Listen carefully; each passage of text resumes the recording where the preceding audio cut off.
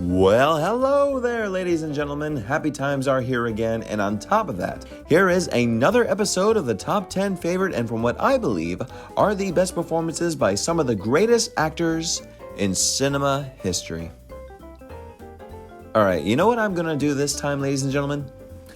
I'm going to start off from 10 and then work my way up to number 1. And yes, simmer down. I have seen every film of these artists that is attainable, so these films come from true and passionate accuracy. My dear friends, June is Pride Month, and I had a lot of contenders to talk about this month, but one actor came to mind that all of us should most definitely remember and cherish, especially if you're a big fan of classic films like I am. His name is Hudson. I wish that was his birth name, but no, he was born as Roy Harold Scherer Jr. in Winnicott, Illinois, which later he became Roy Fitzgerald through his stepdad. He signed up in the Navy right after high school in 1943, went on tour and was discharged only after 3 years. He came to Hollywood pursuing the good old dream of stardom, where he met Henry Wilson, a Hollywood agent who was very instrumental in propelling the careers of Lana Turner, Robert Wagner, John Saxon, Nick Adams, who became a lover of rocks later on, and, of course, Tab Hunter, among many young hot male studs. If you remember correctly, Wilson was portrayed by Jim Parsons in the Netflix miniseries Hollywood, which really is a fun fantasy. But back to Rock. First off, he hated this name. It has been said this name came from the Rock of Gibraltar and the Hudson River. Okay? But hell, it sure was marketable. Hudson actually had a tough time getting acting jobs in the beginning because of his difficulty of remembering his lines. But did that stop him? You bet your rocks it didn't. He kept improving and rehearsing, and he received a long-term contract from Universal where they provided him coaching on acting, singing, dancing, combat, and horseback riding. All necessary skills for the films of these times, and honestly, even to this day. Shortly, he was getting bit roles, small roles, one-liners, and it wasn't until the early 50s where he was beginning to take off. Rock Hudson, honestly, is one of the most iconic names in film. There are most who really only remember him as that closeted gay actor from the 50s and 60s. But ladies and gentlemen, I'm telling you right here and now, there is certainly way more to remember this man for. He was one of those actors with just impeccable comedic timing and dear passion behind his dramas. I'll be honest, when I first saw him as a kid, I always thought he was just one of those handsome leading men that really wasn't that effective. But no, friends, his personality, charm, charisma, and courage just bounces off the screen, which made him one of the biggest stars ever. After revisiting all of his films, I honestly wish I could do a top 20 of him. But do I have to tell you again? Nah, let Monica tell you here. And once again, I only cover film, so any appearance on TV simply won't count. But I'd be damned if I didn't mention his kick-ass comeback basically as Mac McMillan in the hit TV series McMillan and Wife, which apparently Rock hated. He said TV was the monster of all time that ate everyone and everything. He was asked by the producers about making an episode 2 hours long, and he said, "Why? It won't even last for 90 minutes." So yeah, he was phoning it in for sure. But you know what? It's pretty fun. I will say that. When it came to film, Rock Hudson certainly was the most astute professional, and I have sincere respect for him as a growing actor who worked really hard in developing himself as a man as well. Now, ladies and gentlemen, let's get this classic party going as we go through the top 10 best performances of the star himself, Rock Hudson. Starting off at number 10, we have Come September. Came out in 1962, starring Rock and Gina Lollobrigida as a couple vacationing in Hudson's beautiful Italian villa, specifically in Portofino, Italy. But Hudson finds out that Lollobrigida marries another man because Hudson can't commit. Then his villa is turned into a hotel where a group of young girls are staying, led by Sandra Dee, and they try to fend off a group of young hot boys led by Bobby Darin. Side note, this was the movie where they met and fell in love and eventually got married. Isn't that sweet? Yes, this film is one of the many sweetheart romantic comedies of Hudson's career. And when it's being shot on location, it doesn't get better than that. Yeah, it's silly, but hey, this is what audiences loved Hudson for, because he truly had a gift for comedy. And, their chemistry together really fits. Number 9, The Lawless Breed. Does anyone even remember this film? I kind of hope so, because this one kind of surprised me. It's an hour and 20 minutes of Rock Hudson really owning the screen as John Wesley Hardin, a real-life gunfighting killer in Sumter, Texas in the Old West of the late 1800s. He apparently killed 42 people in his lifetime, went to prison, and then wrote an autobiography of his life. He really has such a fascinating story. Then comes this film. Look, this film definitely makes this guy look like a troubled saint. And when you have Rock Hudson playing Hardin, you're bound to have a challenge to make this killer outlaw believable. But quite honestly, folks, Hudson does really good work here. Hudson always had a stoic presence. But then again, that's what people looked up to him during this time of film, which was 1952, right? Tall, tough, handsome, rugged men who took charge and fought any man who would come in his way. This was the American way, which, hey, with a man like Rock Hudson in this kind of role, you can bet he will bring sensitivity to the great choices, especially towards the end here. When he's released from prison and he finally meets his teenage son for the first time, and then sees his son spinning his gun, twirling it like a really great trained gunfighter.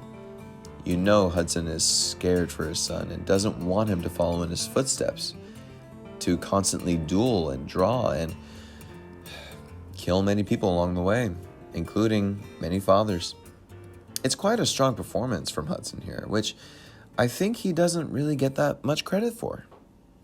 Number 8, man's favorite sport? But another zany and silly and yet lovely romantic comedy starring Hudson as Roger Willoughby, who is apparently a fishing expert for Abercrombie & Fitch. I'm not kidding. And everyone trusts and loves him. He's written a book on fishing, and he is such the great expert, and his whole world is turned upside down when he meets Abigail Page, played by Paula Prentice, and she convinces the store owner to sign him up in the biggest corporate fishing competition. There's just only one problem. He's never fished a day in his life. So he goes off figuring his way out to fish to win that competition and not look like a fool, with the help of Abigail by his side, who drives him absolutely bananas. But will they end up together? You know the formula, but ladies and gents, once again, this is still such great fun. It's directed by Howard Hawks, one of the kings of romantic, zany comedies. And you can for sure see a lot of similarities to Bringing Up Baby in this one. And Hawks even wanted Hepburn and Grant to play the leads. But how perfect that Hudson stepped in. Rock Hudson honestly was like the non-official stand-in for Cary Grant. I mean, not really. But every movie Cary Grant turned down, Rock Hudson was almost next in line. I mean, look at these two. I really do enjoy this film. It really is a lot of fun, and Hudson adds another layer of comedy with wit. Such great wit in this. And hey, you can't go wrong with that bear driving that bike, can you? Oh, so silly, but so fun. Number 7, Magnificent Obsession. Okay, ladies and gentlemen, this was very hard. I honestly wish this was much higher, because I absolutely love Rock Hudson's performance in this film. He plays a rich, spoiled playboy, Bob Merrick, who crashes his speedboat at Dr. Phillips' home. And Dr. Phillips has a heart attack and dies, and Merrick slowly starts to realize the error of his ways. And to make amends, he decides to go back to medical school and become an honorable doctor like Dr. Phillips. But in the process, he falls in love with Dr. Phillips' widow, Helen, who is also blind, played brilliantly by Jane Wyman in an Academy Award-nominated performance. If you're looking for soppy, weepy melodramas, you hit the jackpot with this one. But of all of them, All of them, honestly. This one works really, really well because of the lead performances. This was Rock Hudson's big break in the big time, because up until this film came out in 1954, he was honestly a B-movie actor. And director Douglas Sirk was able to elevate him to leading man status thanks to this film, among to many, many, many more projects they partnered up together. He was apparently so nervous too, and he had to do supposedly 30 plus takes for some scenes, and no one ever complained. You can tell the crew saw potential in Hudson here, and it really, really, really does show with him being the protagonist of this film. He has the weight to carry, and I think he goes through that dramatic change ever so beautifully. Number 6, The Tarnished Angels. Now, this, ladies and gents, is a real good one. It's my favorite of all of Hudson's melodramas, quite honestly. It is a lovely elevated melodrama based on the novel Pylon by William Faulkner. It trails Robert Schumann, played by Robert Stack, a World War I fighter pilot who is now reduced on being basically an entertainer of sorts in flying stunt aerobatics. His first love is flying, and his family is really in the back seat. This interests Burke Devlin, a reporter, you don't say with a name like Burke Devlin, eh? And he wants to do a story on Schumann, but he then starts to fall for his wife, played by Dorothy Malone. Rock Hudson is just great as Devlin. Just great. And he's reunited with the Sirk group again, Stack, Malone, and director Sirk, of course, having worked together previously in Written on the Wind. They all have such great chemistry all together. And Stack and Hudson were really good buddies too. Hudson definitely does something a little different here. He adds more of those actions and attitudes of real sleaze. It's pretty subtle, really subtle, but you can see him stripping away more of that sensitive, handsome type. And when we get to the very end, which I won't spoil it, but if you've seen it, that closing monologue Hudson gives, he delivers it with such truth and energy. He is clearly very underrated in this film. This film really needs a Criterion release, since Sirk said it was the best film he's ever done, come on! And William Faulkner himself said it was the best adaptation of any of his works. Criterion Channel, please? Number 5, Lover Come Back. Okay, now we're at the classic romantic comedies, which I love this one. We've seen it all before, yes. A big city career woman is competing with a big womanizing jerk over a marketing plan on a product. VIP. She can't stand him, but he ends up getting ahead on the competition by getting to know the scientist, and then she mistakes him for the scientist, and they end up getting married. Whoops. This is a classic rom-com romp, and quite honestly, Rock Hudson and Doris Day. Ugh, two of the biggest names in film. They could very well be the best romantic comedy pairing of the 1960s. You just try debating it, mister. You just try. And of course, the scene-stealing Tony Randall completes the whole hilarity of this film. The Academy Award-nominated writing is absolutely genius. And they must have known about Rock's sexual orientation for sure. Because there are so many witty innuendos in this film that really are so hilarious. Hudson and Day doesn't get any better than them. They always had fiery chemistry. To top off my favorite sequence in this film is, of course, when Hudson returns back to the hotel and the two traveling executives who always pop in and there, and they always see Hudson with a different woman all the time. This time they see him with just a mink coat on, getting into the elevator. They stare in bewilderment again, and Jack Albertson simply says, well, he's the last guy I would have suspected. Number 4, Send Me No Flowers. Yes, these top 5 were pretty hard, guys, but I mean, come on, the Doris Day and Rock Hudson comedies are just the best.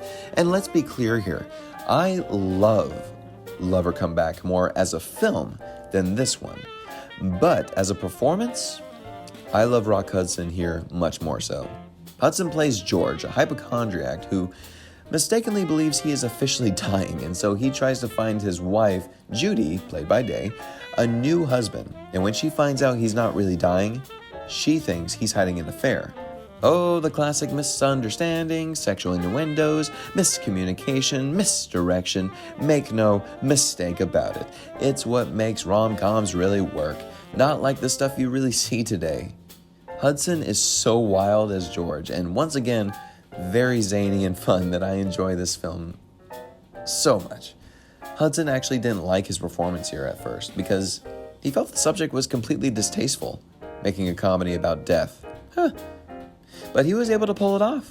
I think with this subject, the audience could most definitely trust them, both Day and Hudson. And how can you go wrong, especially coming from their boost of success, which was, at number 3, Pillow Talk. I think this goes down as pretty much everyone's favorite of the two, right? Doesn't it? It's certainly my favorite of the Hudson and Day trilogy. Unlike the other two set in California, this is set, of course, in beautiful New York, where Jan Morrow and Brad Allen share a party phone line, and Jan is losing her frickin' mind. She can't do business with Brad yucking it up with broads all day long. His best friend Jonathan, played brilliantly again by Tony Randall, is actually a client of Jan's, and once Brad sees her, he decides to woo her. As a southern tourist named Rex Stetson. And then again, the calamity ensues. Would you believe it that this film was nominated for 5 Academy Awards, including Best Actress for Doris Day, and winning Best Original Screenplay?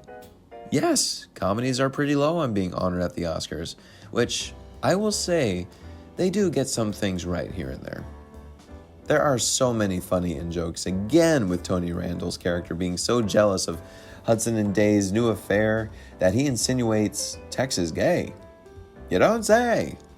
This was the first comedy Rock Hudson did, and he turned it down 3 times. Even though he was contractually obligated to do it, being signed with Universal. He thought it was just too risque and would hurt his masculine image. Nah, baby, it only made us love you even more.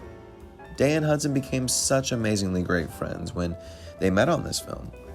You could just feel through their eyes how much they loved each other as friends and how much fun it was to work with each other.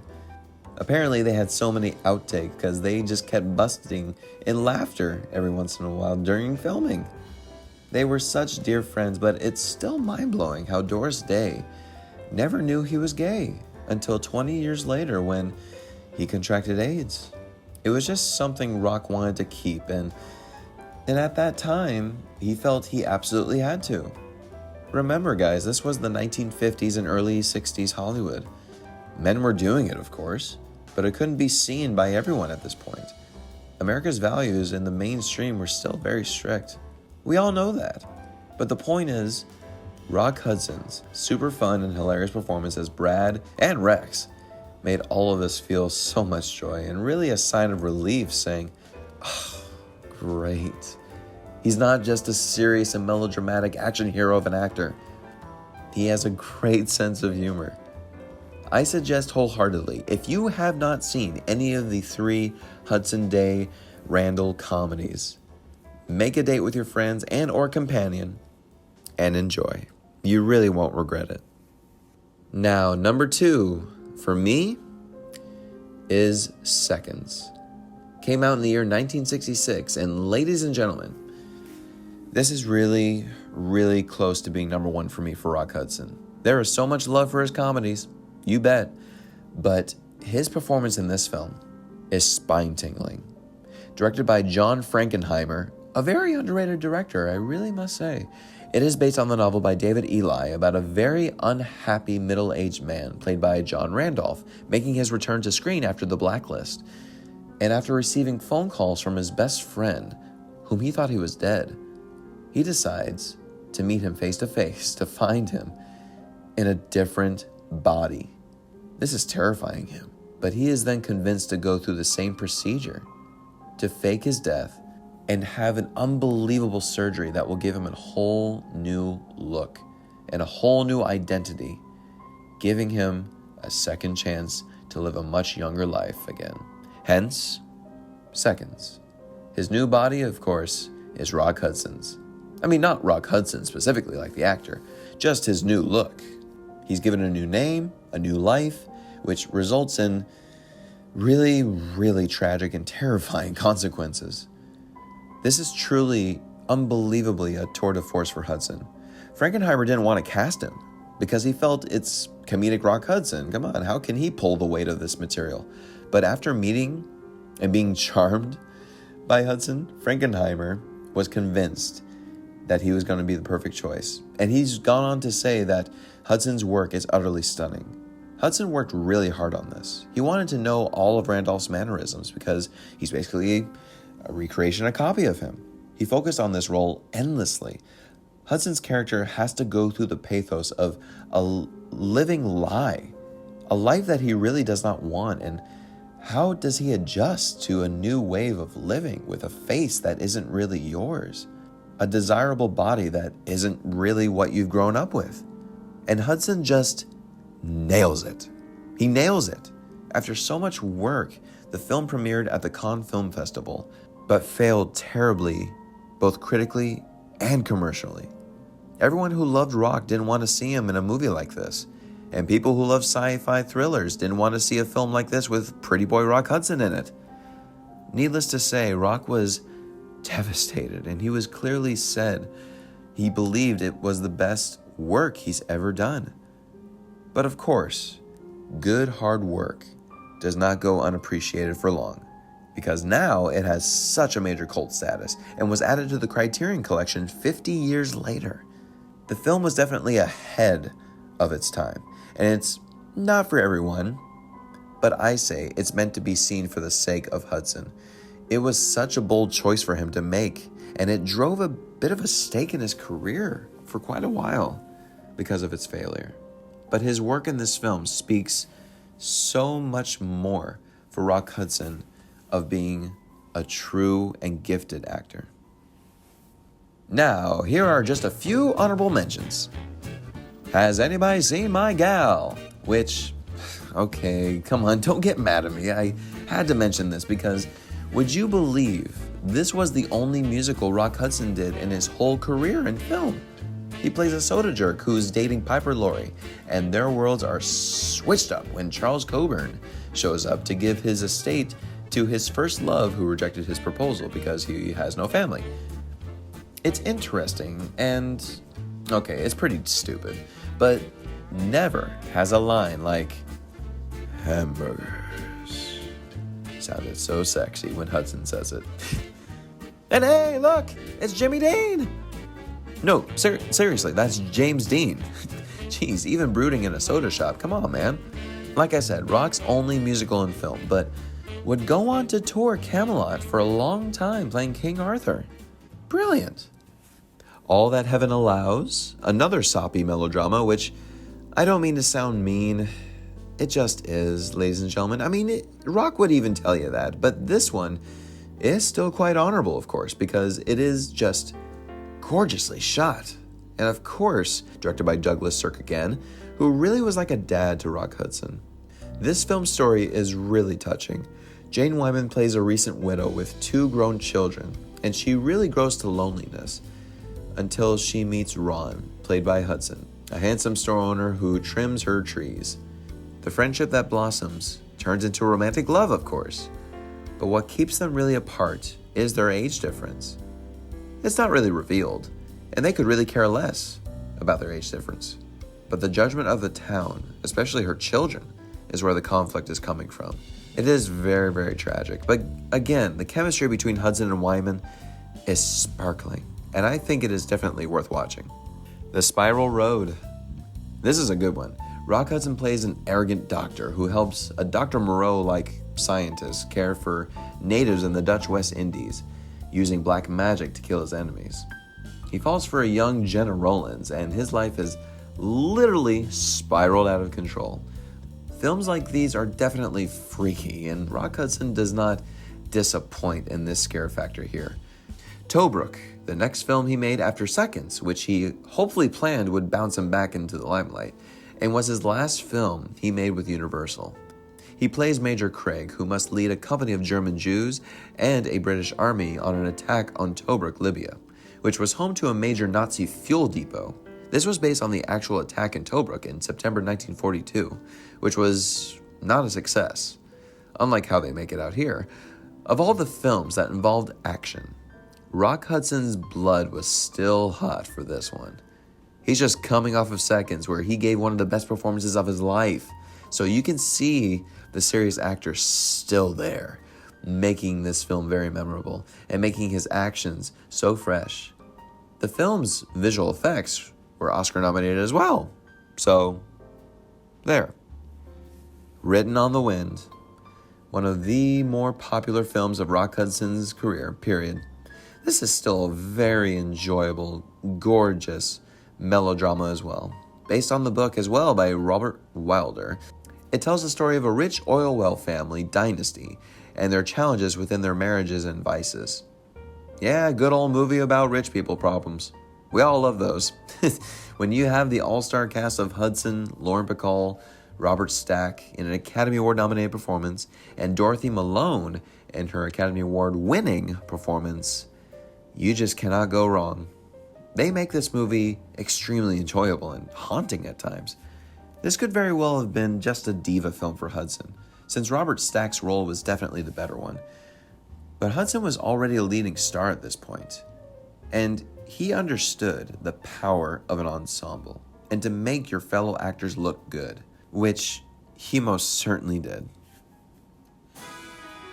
Number 1, ladies and gentlemen, Giant. Is anyone surprised? I should hope not, because this leading performance from Rock Hudson is, to me, the illustration of the range, the capacity, the courage, the strength, and the value Rock Hudson gave cinema. This was made and came out the same year as Written on the Wind, so this was certainly Rock's year of accomplishment, where he earned his only Academy Award nomination for Best Actor for his performance in this film as Bick Benedict Jr. This is a sweeping giant epic, about a Texas rancher named Bick Benedict Jr., who comes to Maryland to win a prize horse and meets Leslie, the young and beautiful Elizabeth Taylor. Anyway, they fall for each other, get married of course, and move back to his rich dynasty, where they face deeper conflict from a ranch hand named Jet Rink, played with such a switchblade smile by James Dean. James Dean strikes a bid with his oil well, and the jealousy builds within the Benedict family, which carries on to the next generation.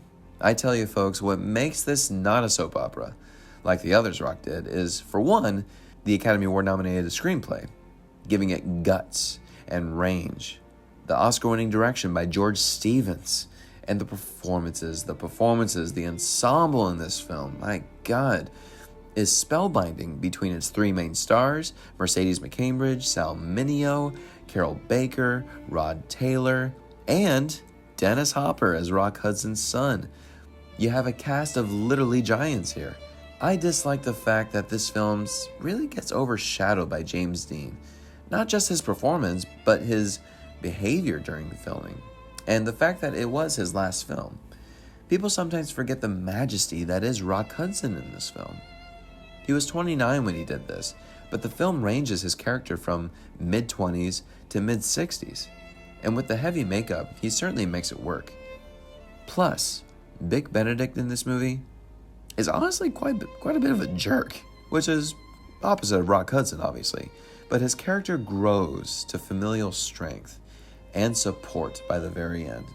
The scenes between he and Liz Taylor are just exquisite, and those dear scenes between he and Dennis Hopper are wickedly awesome.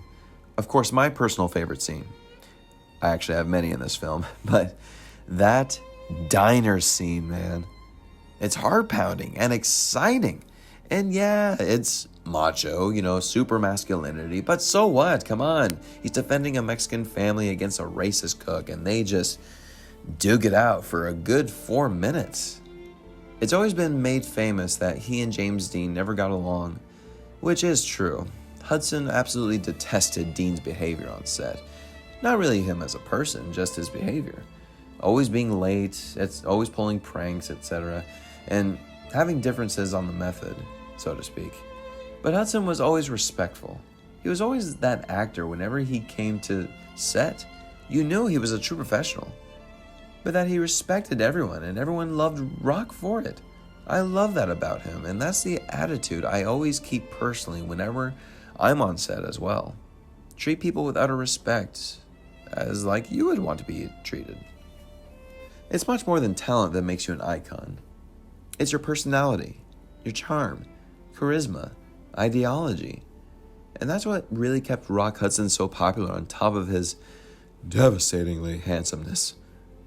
His career certainly had some highs and lows, and his love life was very closeted, but he was still proud of being a gay man. When the horrible event came where he was rushed to the hospital and received hospital treatment, he later found out he was HIV positive. He wanted to keep it a secret. We'll never truly know why he kept it from the public, but it's been made to believe, and almost pretty plain to see, that he kept his own love life a secret, even while he was married to Phyllis Gates for 3 years. So when this came, he had to keep this a secret as well, so he could continue working, and hopefully it will be resolved. After his hospital visit, he did an appearance with Doris Day, and it was just shocking to see his appearance after that. It wasn't until a couple months later when he died in his sleep from AIDS-related complications at the age of 59 in his own home. His publicist was told to reveal the sign of death was liver cancer, but people knew that couldn't be it. So then it was officially released he had AIDS. AIDS? Wait, Rock Hudson's gay? A whole big thing, right? And wouldn't you know it, so many of his friends in the business, stars, came to the light to spread notice about the epidemic that was AIDS, especially Elizabeth Taylor. Of course, the horrible course of Rock Hudson's former lover, Mark Christian, suing the Hudson estate for not informing him Rock had AIDS when they were together, became another big headline, which I will say, if you ever get the chance to watch the Phil Donahue interview with Mark Christian, and he has a Q&A with the audience, it's quite chilling at times. But over the course of time, most have begun to forgive Rock Hudson for keeping a secret for so long. It was later revealed that Rock Hudson was very aware that he should have told people about this, and that he felt guilty and voiced that if his condition was voiced, he would hope it would do some good about the awareness of it. But no, he had to keep it a secret. And that's what he just chose to do. I'll be honest, when I was growing up learning about AIDS, Rock Hudson was the very first person I learned and heard about the disease because of his status as a movie star. It was helpful and continues to be helpful and educational to everyone. But in deep sorrow over the loss of Rock Hudson, there will always be greater joy in the happiest of memories. And every year I watch his films, I am so pumped with more joy because he inspires to this day about the exemplification of a great leading man on top of being a truly gifted and committed actor. And I'm spent, ladies and gentlemen. Please let me know, did I miss any of your favorites? What are some of your favorite performances by this classic and amazing actor that is Rock Hudson? Please list in the comments below. I'd sincerely love to hear your thoughts. Share with all your friends, please. If you like what you see, please click like, subscribe to the channel, and ring that bell so you can stay updated on many more content to come very, very soon. And ladies and gentlemen, thank you so much for watching. And remember to make someone smile today, make a friend, and keep the classics alive.